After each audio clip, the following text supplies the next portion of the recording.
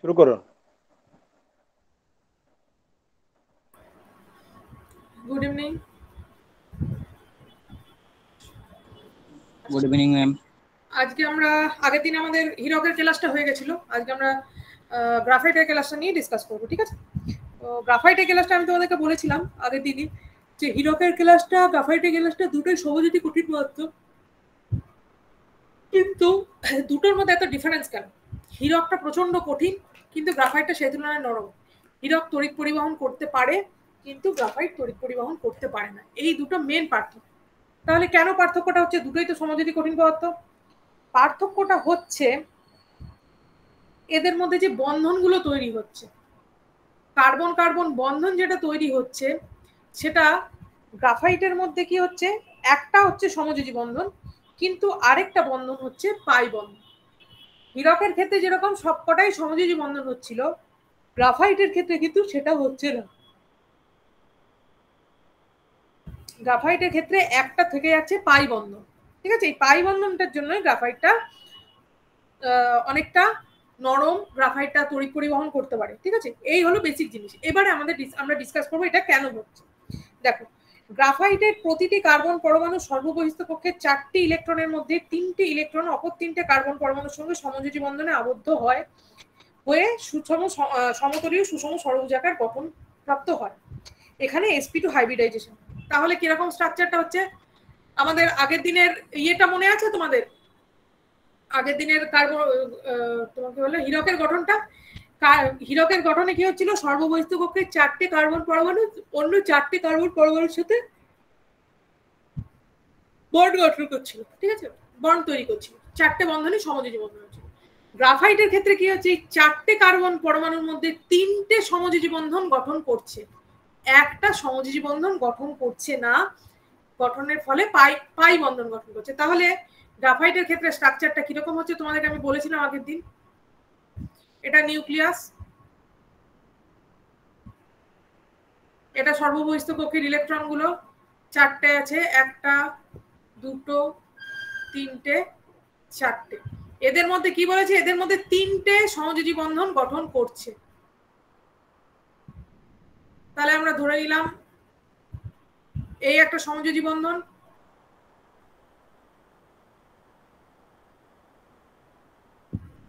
এই একটা সমযোজী বন্ধন, আর এই একটা সমযোজী বন্ধন। তাহলে এই যে কার্বন, এই যে ইলেকট্রনটা থাকছে, এই ইলেকট্রনটা তো তাহলে মুক্ত অবস্থায় ঘুরে বেড়াতে পারবে না। এই ইলেকট্রনটাও একটা বন্ধন গঠন করছে অন্য একটা ইলেকট্রনের সঙ্গে, কিন্তু সেই বন্ধনটা হচ্ছে পাই বন্ধন। সেই বন্ধনটা হচ্ছে পাই বন্ধন। সমযোজী বন্ধনের মতো কঠিন কোনো বন্ধন হয় না। পাই বন্ধনটা যেহেতু লুজ বন্ধন, তাহলে যখন কার্বনটা ভাঙছে তখন কি হচ্ছে?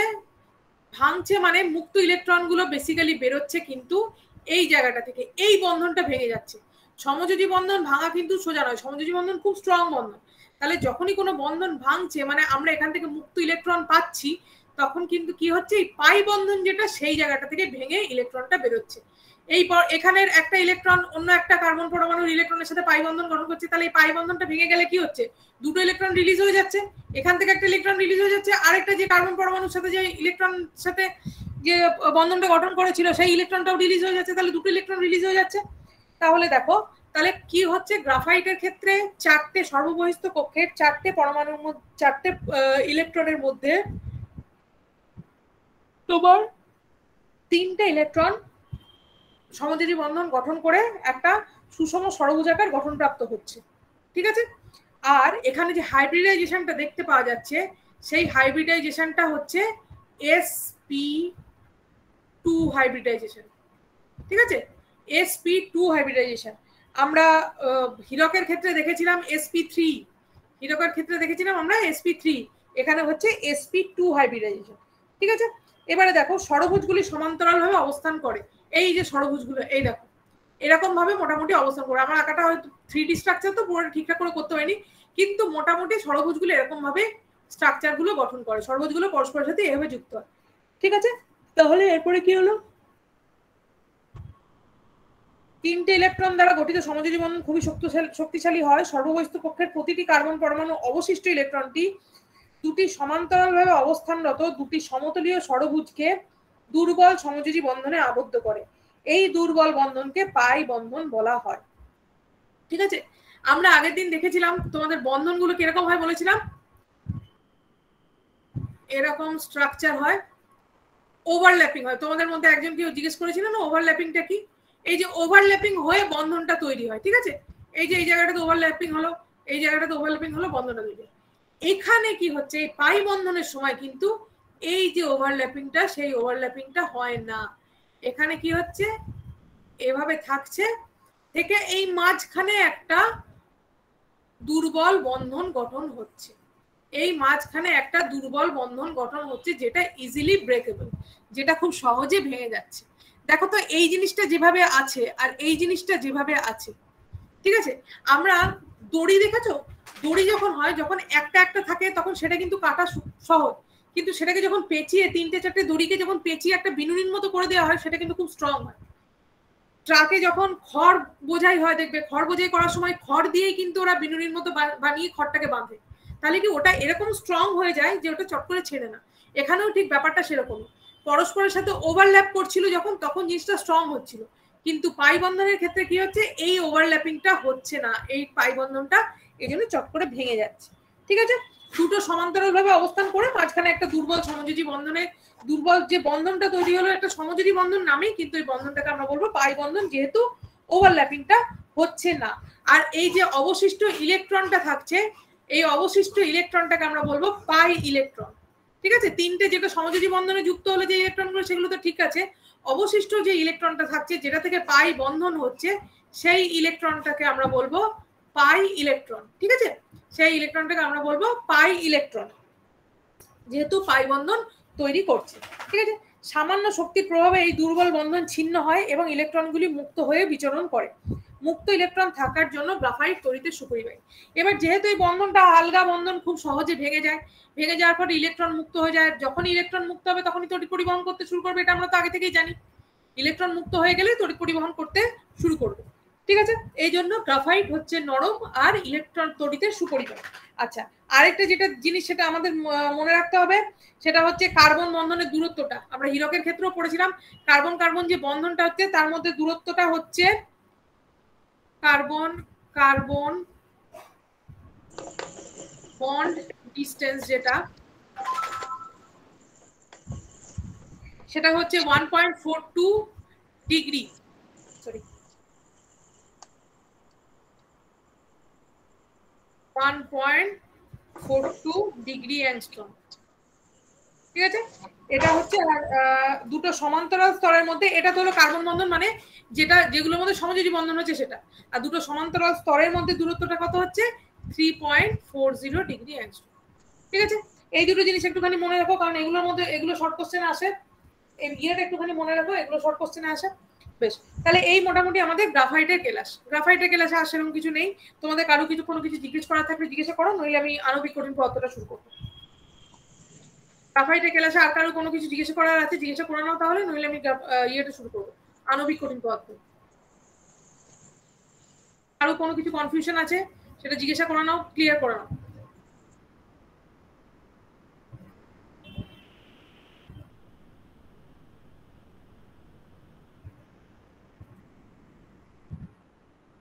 বেশ, তাহলে আমি ধরছি তোমাদের কারো কিছু জিজ্ঞাসা নেই, আণবিক কঠিন পদার্থটা শুরু করি।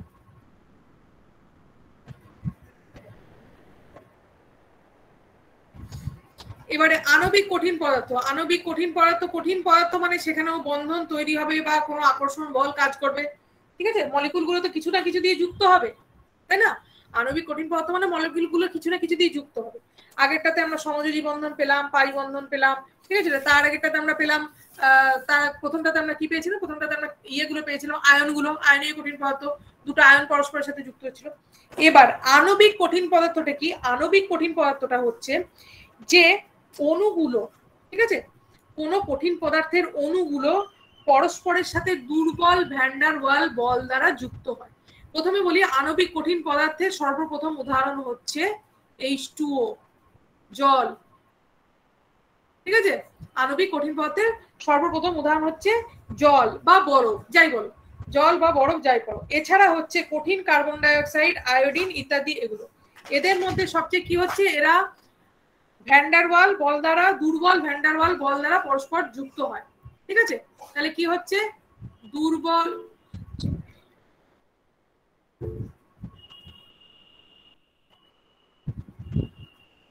দুর্বল ভ্যান্ডারওয়াল বল দ্বারা যুক্ত হয়। ঠিক আছে, এবার এদের স্ট্রাকচারটা এরকম হয়, একটা তোমার যেহেতু প্রথমে বলি দুর্বল ভ্যান্ডারওয়াল বল দ্বারা যেহেতু যুক্ত হয়, বলটার আগেই আমরা নামটা লাগিয়ে দিয়েছি দুর্বল।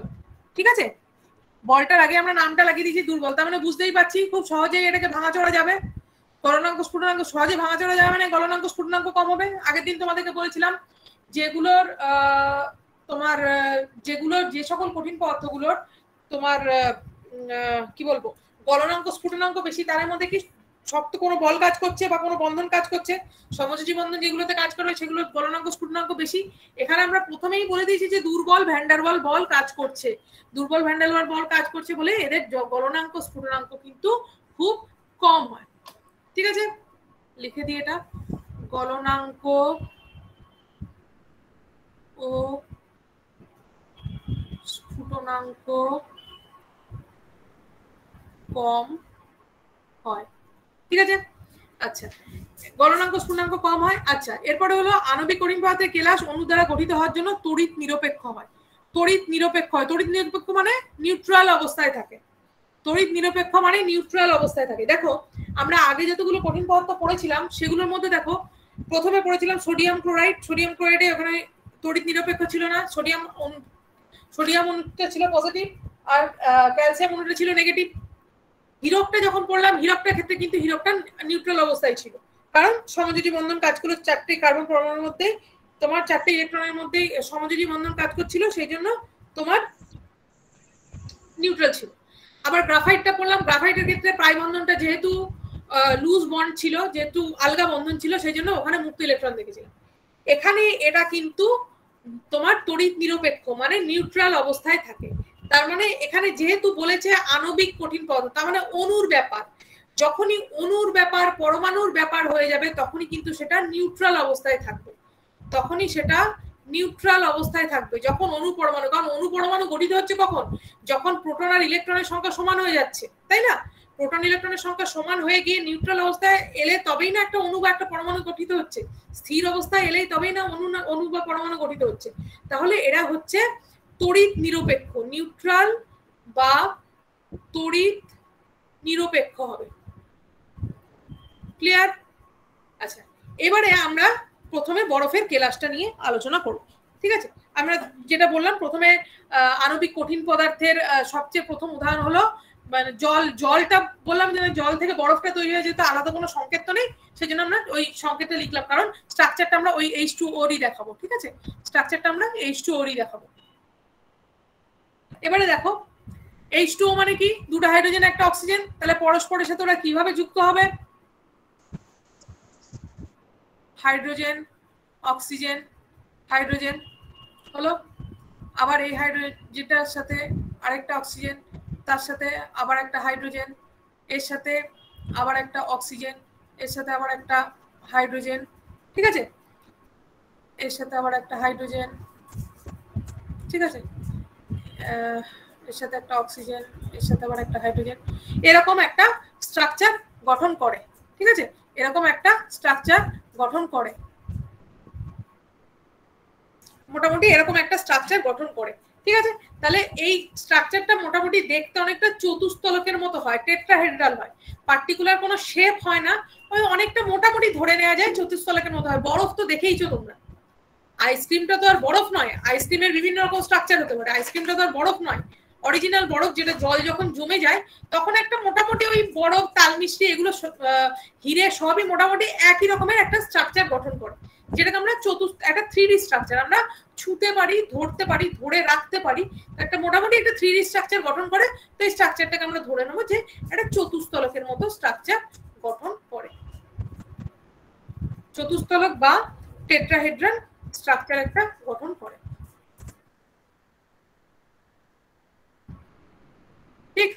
এই হলো মোটামুটি একটা বরফের গঠন।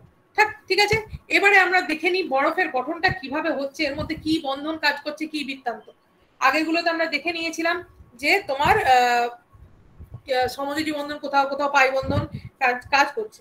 ঠিক আছে, এবারে দেখো কি বলেছে, বরফের ক্ষেত্রে দুটো হাইড্রোজেন পরমাণু অক্সিজেনের সঙ্গে সমযোজী বন্ধনে আবদ্ধ হয় এবং অপর দুটি হাইড্রোজেন পরমাণু অপর দুটি জলের সঙ্গে অক্সিজেনের দুজোড়া নিঃসঙ্গ ইলেকট্রনের সাথে হাইড্রোজেন বন্ধনীতে আবদ্ধ হয়।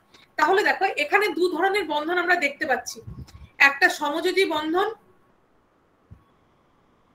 আরেকটা হচ্ছে হাইড্রোজেন বন্ধন। হাইড্রোজেন বন্ধন কিন্তু এতটা স্ট্রং হয় না সমযোজী বন্ধনের। ঠিক আছে, তাহলে কি হচ্ছে, দুটো হাইড্রোজেন পরমাণু অক্সিজেনের সঙ্গে যুক্ত হচ্ছে সমযোজী বন্ধনে, আর হাইড্রোজেন পরমাণুর সাথে যুক্ত হচ্ছে তোমার হাইড্রোজেন বন্ধনে। ঠিক আছে, তাহলে বরফের কেলাসের একটি কেলাসের মধ্যবর্তী একটি জলের অণু চারিদিকে চারটে জলের অণু হাইড্রোজেন বন্ধনীর দ্বারা আবদ্ধ হয়ে একটা বিরাট চতুস্তলক অণু গঠন করে। ঠিক আছে, তাহলে যেহেতু হাইড্রোজেন বন্ধনের পরিমাণটা বেশি হচ্ছে, সেই জন্য এর গলনাঙ্ক স্ফুটনাঙ্ক কিন্তু খুব একটা বেশি নয়।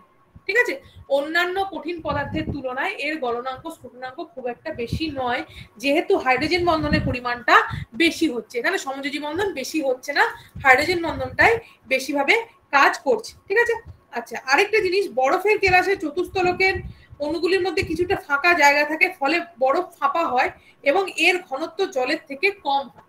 ঠিক আছে, এই যে বন্ধনটা তৈরি হচ্ছে, এই যে স্ট্রাকচারটা তৈরি হচ্ছে, টোটাল স্ট্রাকচারটা কিন্তু কম্প্যাক্ট নয়, মাঝখানে গ্যাপ রয়েছে, মাঝখানে গ্যাপ রয়েছে। বরফটা যখন অরিজিনালি ফ্রিজের মধ্যে বরফটা তৈরি হয়, রেফ্রিজারেটরের মধ্যে তোমার ফ্রিজারের মধ্যে বরফগুলো যখন তৈরি হয়, জিনিসটা কিন্তু ঝুরঝুরে হয়। বা কেউ যদি কোনো বরফের জায়গায় বেড়াতে গিয়ে থাকো, সেখানে কিন্তু দেখবে বরফটা ঝুরঝুরে হয়, বরফটা কিন্তু শক্ত যে জিনিসটা সেটা হয় না। কিন্তু বরফটাকে যখন আমরা হাতে নিয়ে চাপ দিই, তখন ওরা পরস্পরের সাথে যুক্ত হয়ে যায়। ঠিক আছে, সেটা পরস্পরের সাথে যুক্ত হয়ে গিয়ে একটা ওই টেট্রাহেড্রন যে স্ট্রাকচারটা আমরা বলছি, মোটামুটি কল্পনা করছি, ওই টেট্রাহেড্রন স্ট্রাকচারটা গঠন করে। ঠিক আছে, আর আরেকটা জিনিস মনে রাখবে, বরফের যেটা ঘনত্ব, যেহেতু ওই ফাঁপা জায়গাগুলো থাকে, ফাঁপা জায়গা থাকার জন্য বরফের ঘনত্ব জলের থেকে কম হয়। বরফের ঘনত্ব জলের থেকে কম, ঠিক আছে, এই ফাঁকা জায়গাগুলো থাকার জন্য। ঠিক আছে, এবার এটা আমরা পেলাম হাইড্রোজেন, তোমার জল পেলাম, জল বা বরফ যেটাই বলো সেটাই পেলাম তোমার ইয়েতে আণবিক কঠিন পদার্থতে। আণবিক কঠিন পদার্থের আরেকটা হচ্ছে কঠিন কার্বন ডাইঅক্সাইড বা শুষ্ক বরফ, যেটা কঠিন কার্বন ডাইঅক্সাইড বা শুষ্ক বরফ, যেটা কঠিন কার্বন ডাইঅক্সাইডকে শুষ্ক বরফ বলা হয়, এটা আণবিক কঠিন পদার্থ। কঠিন কার্বন ডাইঅক্সাইডের মধ্যে পৃথকভাবে অবস্থানরত সুষম অণুগুলি দুর্বল ভ্যান ডার ওয়াল বল দ্বারা পরস্পরের সঙ্গে আবদ্ধ থেকে কঠিন আকার প্রাপ্ত হয়। এর গলনাঙ্ক স্ফুটনাঙ্ক কম, অণুগুলি তুলনামূলকভাবে দুর্বল ও নরম। কঠিন কার্বন ডাইঅক্সাইডটা এত বেশি ইম্পর্টেন্ট নয়, ওই জন্য তোমাদেরকে জাস্ট একটু টাচ দিয়ে রাখলাম। এলে বরফটাই আসবে, আণবিক কঠিন পদার্থ এলে বরফটাই আসবে। ঠিক আছে, যতটা বললাম সবাই বুঝতে পেরেছো? কারো কোনো অসুবিধা থাকলে বলো। সবাই দেখতে পাচ্ছ তো? আমি যেটা শেয়ার করছি সবাই দেখতে পাচ্ছ? হ্যাঁ ম্যাম। কারো কোনো অসুবিধা থাকলে বলো। কেউ কোনো জায়গাটা বুঝতে পারছো না, অসুবিধা হচ্ছে, যেটুকু বললাম এতক্ষণ পর্যন্ত যতটুকু বললাম একটু দেখে নাও। গ্রাফাইট আর বরফ দুটোই দেখে নাও, কারো কোনো জায়গায় অসুবিধা হলে বলো। এটা হয়ে গেল আণবিক কঠিন পদার্থ, এরপর আমরা চলে যাবো ধাতব কঠিন পদার্থতে। চট করে একটুখানি দেখে নাও, দেখে নিয়ে আমাকে কারো কোনো জায়গায় কনফিউশন থাকলে বলো। ম্যাম দুর্বল ভ্যান ডার ওয়াল বলটা আরেকবার একটু বলে দিন ম্যাম। দুর্বল ভ্যান ডার ওয়াল বলটা হচ্ছে একটা ভ্যান ডার ওয়াল বলটা বলতে ভ্যান ডার ওয়াল একজন সায়েন্টিস্টের নামে বলটা একটা ইয়ে করছে, নামকরণ করা হয়েছে। ভ্যান ডার ওয়াল বলটা দিয়ে এই বরফের অণুগুলো, ঠিক আছে, বরফের অণুগুলো পরস্পরের মধ্যে যুক্ত হচ্ছে। দেখো জিনিসটা মাথায় রাখো, বরফের ক্ষেত্রে যেহেতু আণবিক কঠিন পদার্থ, অণুগুলো যুক্ত হচ্ছে ভ্যান ডার ওয়াল বল দ্বারা। ঠিক আছে, এক একটা অণুর মধ্যে তো আবার অক্সিজেন আর হাইড্রোজেন থাকছে, আর অণুর মধ্যে যে অক্সিজেন আর হাইড্রোজেন গুলো থাকছে, সেগুলো অক্সিজেনের সাথে হাইড্রোজেনের বন্ধনটা হচ্ছে সমযোজী বন্ধন, হাইড্রোজেনের সাথে হাইড্রোজেনের বন্ধনটা হচ্ছে হাইড্রোজেন বন্ধন। ঠিক আছে, তাহলে এখানে আমরা কতগুলো বল কাজ করছে দেখো। প্রথমে তো হাইড্রোজেন আর অক্সিজেনের সমযোজী বন্ধন, সেটা একটা হলো। হাইড্রোজেন হাইড্রোজেনের মধ্যে হাইড্রোজেন বন্ধন সেটা একটা হলো, দিয়ে একটা অণু গঠন হলো। এবার অণুগুলো প্রত্যেকে পরস্পরের সাথে দুর্বল ভ্যান ডার ওয়াল একটা আকর্ষণ বল দ্বারা যুক্ত হয়, যে বলটার পরিমাণ খুবই কম, যার জন্য বরফকে দেখবে একটুখানি চাপ দিলে গলে জল হয়ে যায়, তাই না? তার মানে কতটা কম ভাবো, যে আমরা হাতে করে চাপ দিলে, সবসময় টেম্পারেচারও দিতে হয় না, হাতে করে একটু চাপ দিলেই বরফটা গলে জল হয়ে যায়। শুষ্ক বরফ বা কার্বন ডাই অক্সাইডের ক্ষেত্রেও তাই, তোমার ইয়েটা গলে গিয়ে ওটা একদম খুব কম তাপমাত্রাতে ওটা গলে যায়। আমরা চাপ দিই বা তাপ দিই, যেটাই করি, তাপ দেওয়ারও দরকার হয় না, আমরা হাতের চাপে আমাদের ওটা গলে যায়। এই ভ্যান ডার ওয়াল বলটার জন্য। ভ্যান ডার ওয়াল বলটা একটা খুব দুর্বল বল, একটা আকর্ষণ বল, যেটা বরফের একটা অণুর মধ্যে কাজ করে, বরফের একটা অণুর মধ্যে কাজ করে। এটা হচ্ছে ভ্যান ডার ওয়াল বল। আর অণুগুলোর এতক্ষণ কিন্তু আমরা দেখো অণু পরমাণুর ব্যাপারটা পাইনি, যতক্ষণ আমরা আয়নীয় কঠিন পদার্থ পড়লাম বা সমযোজী কঠিন পদার্থ বললাম, অণুর ব্যাপারটা পাইনি। তখন কিন্তু আমরা ইলেকট্রন প্রোটনগুলোর মধ্যে, বেসিক্যালি ইলেকট্রনগুলোর মধ্যে বা পরমাণুগুলোর মধ্যে কি ধরনের বন্ধন গঠন হচ্ছিল, বন্ধনগুলোর উপর ডিপেন্ড করেছিলাম। এখানে আমরা প্রথম পেলাম অণুগুলো পরস্পরের সাথে ভ্যান ডার ওয়াল বল দ্বারা যুক্ত হলো। ঠিক আছে, এই হলো তোমার বরফের কেলাস। এবারে আমরা চলে যাচ্ছি তাহলে ধাতব কঠিন পদার্থতে। ঠিক আছে,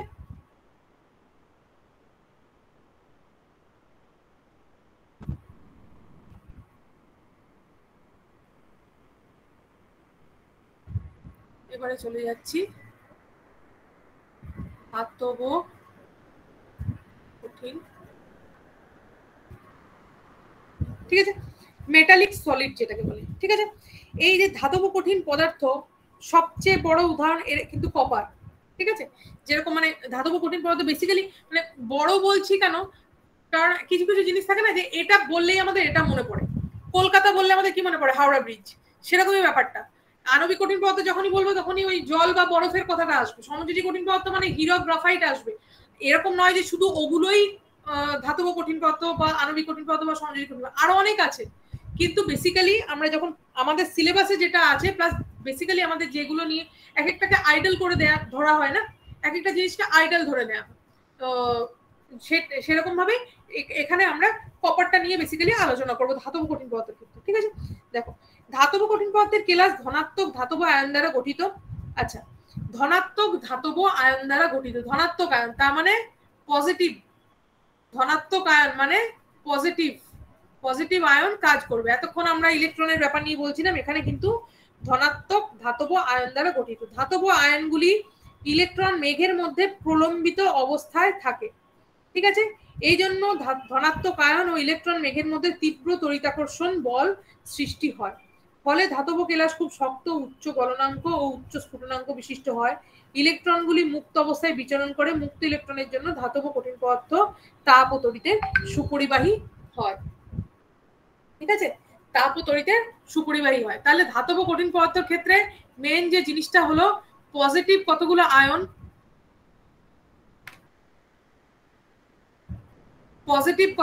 আয়ন, একটা ইলেকট্রন মেঘ, এই এরকম একটা ইলেকট্রন মেঘ সৃষ্টি হয় যেখানে প্রচুর ইলেকট্রন আছে। তার তুলনায় এখানে প্রচুর ইলেকট্রন আছে। মেঘ কেন বলেছে? কারণ ধাতব যে পজিটিভ যে আয়নগুলো আছে সেই তুলনায় ইলেকট্রনের পরিমাণ প্রচুর, তার মধ্যে এই ধাতব আয়নগুলো থাকে। ঠিক আছে, ধাতব আয়নগুলো থাকে। এবার যেহেতু ইলেকট্রনের সংখ্যাটা বেশি, ইলেকট্রন মেঘ মানে ইলেকট্রনের সংখ্যাটা বেশি, সেই জন্য এদের মধ্যে একটা তীব্র তড়িতাকর্ষণ বলের সৃষ্টি হয়। ঠিক আছে, ইলেকট্রনের সংখ্যাটা যেহেতু বেশি, এর মধ্যে তীব্র তড়িতাকর্ষণ বলের সৃষ্টি হয়। ঠিক আছে, এই তীব্র তড়িতাকর্ষণ বল পরস্পরের সাথে যে বন্ধনটা তৈরি হয়, ঠিক আছে, পরস্পরের সাথে যে বন্ধনটা তৈরি হয়, সেই বন্ধনটা প্রচন্ড স্ট্রং হয়। প্রচন্ড স্ট্রং হওয়ার জন্য এর ধাতব কেলাস খুব শক্ত, উচ্চ গলনাঙ্ক ও স্ফুটনাঙ্ক বিশিষ্ট হয়। ঠিক আছে, প্রচন্ড স্ট্রং হয় বলে এটা উচ্চ গলনাঙ্ক আর স্ফুটনাঙ্ক বিশিষ্ট হয়। লিখে দিই, উচ্চ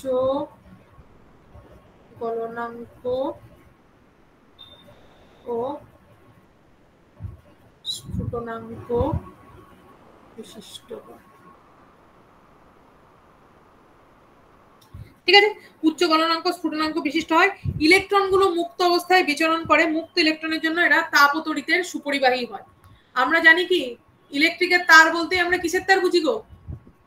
তামার তার, কপারটাকে এই জন্য ধাতব কঠিন পদার্থের উদাহরণ হিসেবে তোমাদেরকে দিলাম, যাতে এই উদাহরণটা দিতে পারি। তাপ ও তড়িতের সুপরিবাহী, তাপ ও তড়িতের সুপরিবাহী। আমাদের মেন ফিউজ যদি কেউ দেখে থাকো, তামার তার দিয়ে তৈরি হয়। কেন তৈরি হয়? ওইটার ওই যখনই টেম্পারেচারটা বেশি হয়ে যায়, অত্যাধিক তড়িৎ পরিবহনের জন্য যখনই টেম্পারেচারটা বেশি হয়ে যায়, ওই তারটা গলে গিয়ে বাকি ঘরটায় যাতে শর্ট সার্কিট না হয়ে যায় সেটা থেকে বাঁচিয়ে দেয়। ঠিক আছে? কপারের ক্ষেত্রে কি তাপ আর তড়িৎ দুটোরই কিন্তু এরা সুপরিবাহী হয়। ঠিক আছে? আচ্ছা, নেক্সট হচ্ছে ধাতব পরমাণু সর্ববহিস্থ কক্ষের ইলেকট্রন বর্জন করে ধাতব আয়নে পরিণত হয়, একে কার্নেল বলা হয়। কার্নেল হলো নিউক্লিয়াস ও অবশিষ্ট ইলেকট্রন। অবশিষ্ট ইলেকট্রন বর্জিত ইলেকট্রনের দ্বারা ইলেকট্রন মেঘগুলো তৈরি হয়। তার মানে যেহেতু ধাতব কঠিন পদার্থে আমরা বলছি কি ধনাত্মক আয়ন, ধনাত্মক আয়ন মানে আয়নটা ধনাত্মক তৈরি হয়েছে কি করে গো? ধনাত্মক আয়ন, আয়নটা ধনাত্মক তৈরি হয়েছে কি করে? ইলেকট্রন ছেড়েছে তবেই না ধনাত্মক তৈরি হয়েছে। যতক্ষণ নিউট্রাল থাকে তার মানে কি প্রোটন ইজিক্যাল টু ইলেকট্রন থাকে।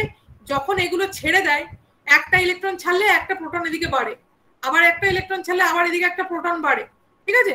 সেই করলে যতগুলো ইলেকট্রন ছাড়বে ততগুলো প্রোটন বাড়বে। যদি আমরা ভাবি 3টে ইলেকট্রন ছাড়বো, তাহলে যদি এক্স এখানে +3 প্লাস একটা প্লাস ছিল, তাহলে 3টে ইলেকট্রন ছাড়ার পর এটা হয়ে যায় এক্স ধরলাম একটা পরমাণু, +4 বা 4+ এরকম কিছু একটা হয়ে যায়। ঠিক আছে? 4টে হয়ে যায় কারণ 3টে ইলেকট্রন ছেড়ে দিয়েছে। ঠিক আছে? বা এক্সটা যদি নিউট্রাল থেকে থাকে তখন হয়ে যায় 3টে ইলেকট্রন ছেড়ে দিলে 3+ হয়ে যায়। ঠিক আছে? তো এরকম ব্যাপার। ধনাত্মক আয়ন যেহেতু বলেছে তাহলে ইলেকট্রনগুলো ছেড়ে দিচ্ছে। এই যে মুক্ত ইলেকট্রনগুলো থাকছে, এই মুক্ত ইলেকট্রনগুলো ইলেকট্রন মেঘটা তৈরি করছে, আর এই মুক্ত ইলেকট্রনগুলো থাকার জন্যই তড়িতের সুপরিবাহী হচ্ছে। ঠিক আছে? আচ্ছা, আর এই যে স্ট্রাকচারটা, এই যে নিউক্লিয়াস আর প্রোটন মিলে যে স্ট্রাকচারটা গঠন করছে, এখানে লিখেছে ভুল, অবশিষ্ট ইলেকট্রন নয়, অবশিষ্ট প্রোটন হবে এটা। ঠিক আছে? কারণ ইলেকট্রন তো বেরিয়ে যাচ্ছে, মানে নেগেটিভিটিটা বেরিয়ে যাচ্ছে। তো পরস্পরের সাথে যুক্ত হয়ে যেটা গঠন করে সেটাকে বলা হচ্ছে কার্নেল। ঠিক আছে? কার্নেল গঠন করে, আর এদের মধ্যে তীব্র তড়িৎাকর্ষণ বল কাজ করে, সেটা তো তোমাদের বললাম। এই বন্ধনগুলো খুব শক্তিশালী হয়, এই বন্ধনগুলোকে ধাতব বন্ধনই বলা হয়। ঠিক আছে? তীব্র তড়িৎাকর্ষণ বলের ফলে যে বন্ধনটা তৈরি হয়, এখানে লিখে দিচ্ছি আমি, তীব্র তড়িৎ আকর্ষণ বলের জন্য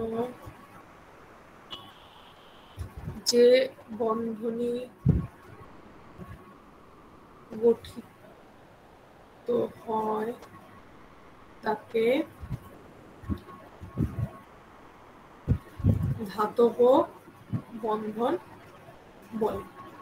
তাকে কি বলে? তাকে ধাতব বন্ধন বলে। ঠিক আছে? এই হলো তোমাদের ধাতব কঠিন পদার্থ। তাহলে আমরা কতগুলো কঠিন পদার্থ পড়লাম? আমরা প্রথমে পড়লাম আয়নীয় কঠিন পদার্থ, তারপরে পড়লাম সমযোজী কঠিন পদার্থ, তারপরে পড়লাম আণবিক কঠিন পদার্থ, তারপরে পড়লাম ধাতব কঠিন পদার্থ। ঠিক আছে?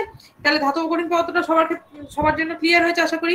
ধাতব কঠিন পদার্থ আর এগুলো একটুখানি লিখে দিই। উচ্চ গলনাঙ্ক স্ফুটনাঙ্কটা লিখেছি, কঠিন হয়,